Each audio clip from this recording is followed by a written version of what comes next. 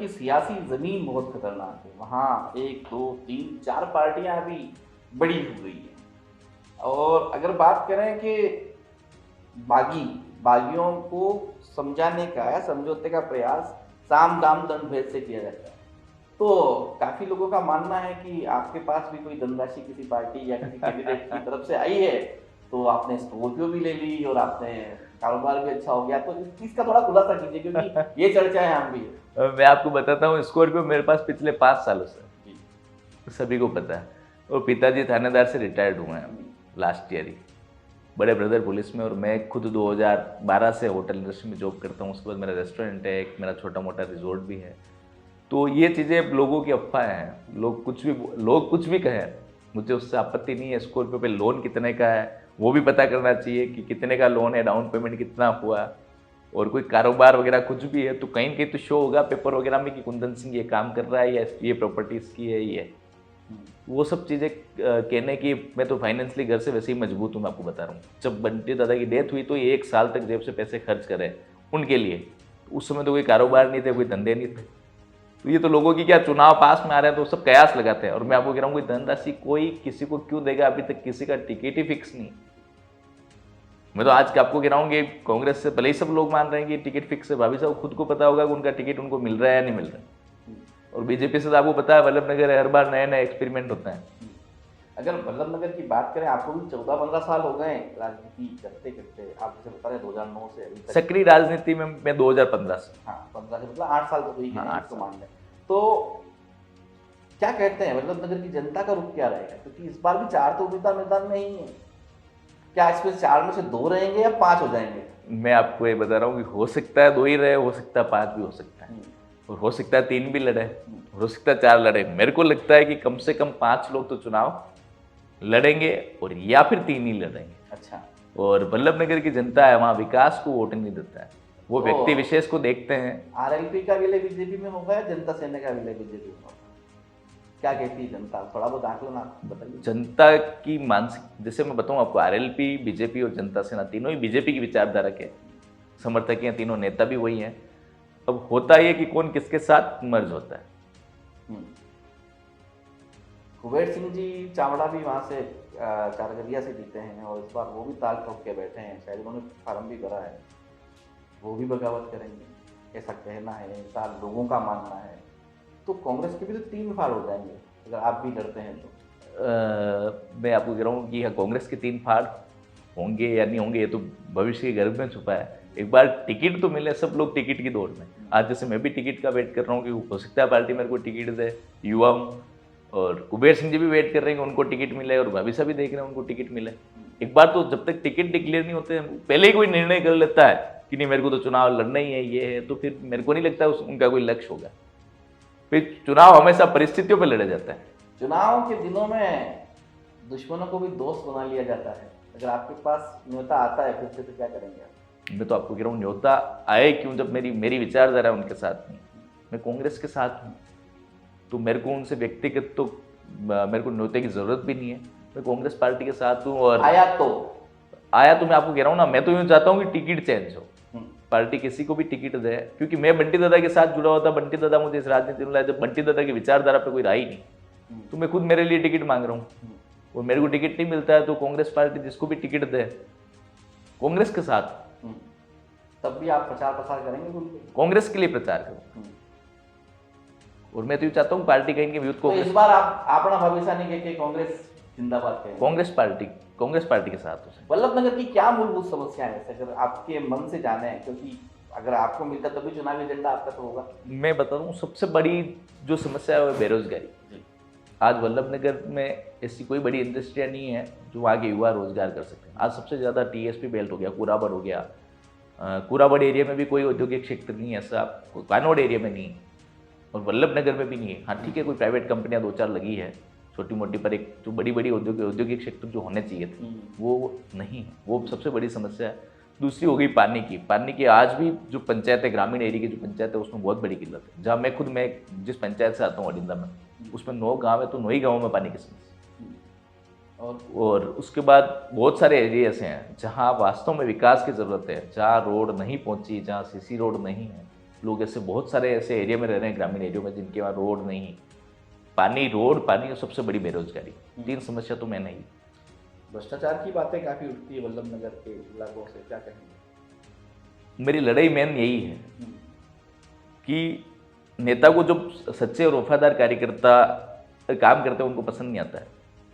जैसे जो भ्रष्टाचार कर सकता है, जो चापलूसी कर सकता है, जो भ्रष्टाचार करे, जो चापलूसी करे, जो खाली झूठे नारे लगाए, ऐसे लोग नेताओं को ज़्यादा पसंद होते हैं। और मैं इस चीज़ के खिलाफ हूँ, मैं कभी ये नहीं कर सकता। हम्म। क्या लगता है आपको, भ्रष्टाचार में उठाई गई राशि एमएलए तक जाती है क्या?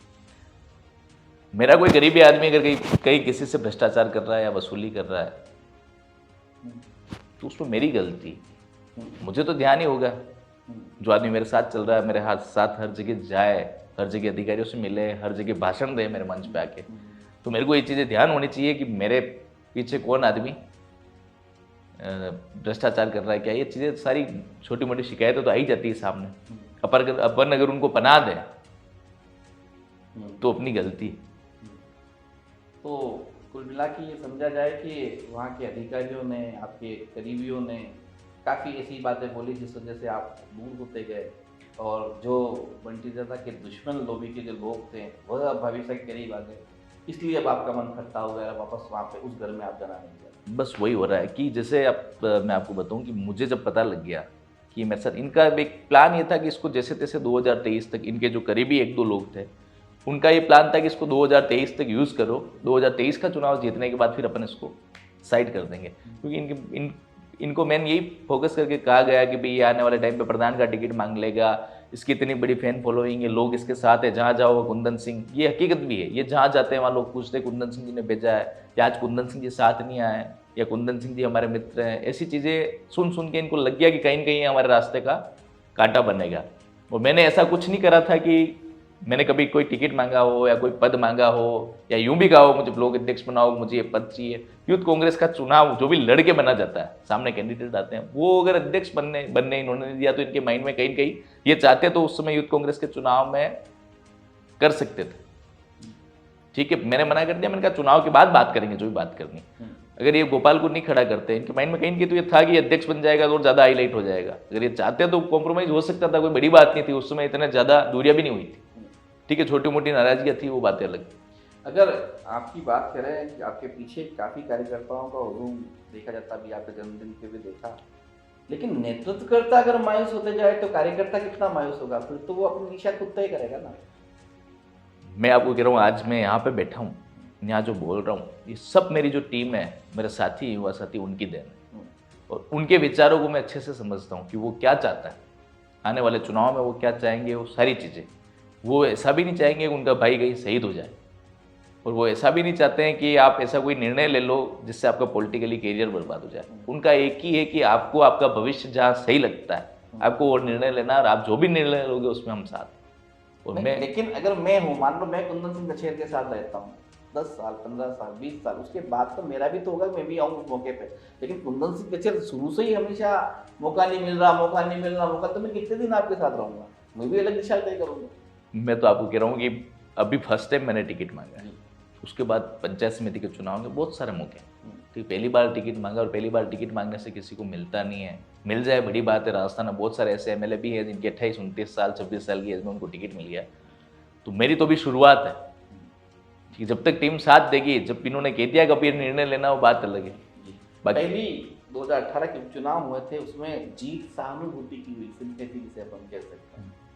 इस बार वापस मौका मिला तो जीत कांग्रेस की होगी, सहानुभूति की होगी, या फिर कुंदन सिंह कछेर की मेहनत की होगी? सहानुभूति एक बार ही मिलती, कोई भी हुआ। बिंडर मारा साहब को भी एक बार सहानुभूति मिली, उदयलाल जी को भी पिछली बार सहानुभूति मिली, और भाभी साहब को भी सहानुभूति मिली। और बंटी दादा को 2008 के चुनाव में गुलाब सिंह जी दाता स्वर्गवास हो गए थे, तब बंटी दादा को सहानुभूति अगर कोई आदमी में चाहे कि नहीं मुझे बार बार मिला है, तो सहानुभूति बार बार नहीं मिलती। एक बार आप चुनाव जीत गए, एमएलए बन गए, उसके बाद परफॉर्मेंस कार्यकर्ता तय करते हैं कि इन्होंने अपने कितने काम करे, इन्होंने कार्यकर्ताओं को मान सम्मान दिया कि नहीं दिया, कार्यकर्ताओं का काम किया कि नहीं किया, उसके बाद कार्यकर्ता डिसाइड करते हैं। और हमेशा अगर कोई गलतफहमी में रहे कि नहीं मैंने बहुत सारा विकास करा दिया, या मेरी इतनी बड़ी लाइजनिंग है और मैं चुनाव जीता हूँ, तो ये गलतफहमी है। कार्यकर्ता ही ऐसे है जो चुनाव जिताना या हराना वो तय करते। मतलब वल्लभ नगर की जनता हमेशा ये सोचती है, अरे यार इसके साथ क्या हो गया, अब इसके साथ हो गया। अरे यार इसके साथ क्या हो गया, इसके मतलब कभी किसी एक करवट पे वल्लभनगर की सियासी राजनीति नहीं रही, अपन ये मान सकते हैं। अंतिम सवाल आपसे, अपने चयनकर्ताओं को, वल्लभनगर की जनता को, आपके कार्यकर्ताओं को क्या मैसेज देना चाहिए? मैं तो मेरे कार्यकर्ताओं को ये मैसेज देना चाहता हूँ कि अगर पार्टी मुझे टिकट देती है तो आप सभी को मेरे साथ लगना है, मेहनत करनी है, सब कुछ है और अपन चुनाव जीत के आएंगे। ये बात भी मैं आपको 1001% बोलता हूँ। वो टिकट नहीं देती है तो भी आप सभी को बैठ के निर्णय करना। उसके लिए भी मैं टिकट डिक्लेयर होने के बाद एक मीटिंग बुलाऊंगा जिसमें मेरे सभी साथीगण वो सब वहाँ पधारे और आप सब जने जो निर्णय लोगे तो उस निर्णय, जो भी निर्णय करोगे उस निर्णय पे मैं खरा उतरूंगा और वो निर्णय अपन लेंगे जो भी लेना पड़ा।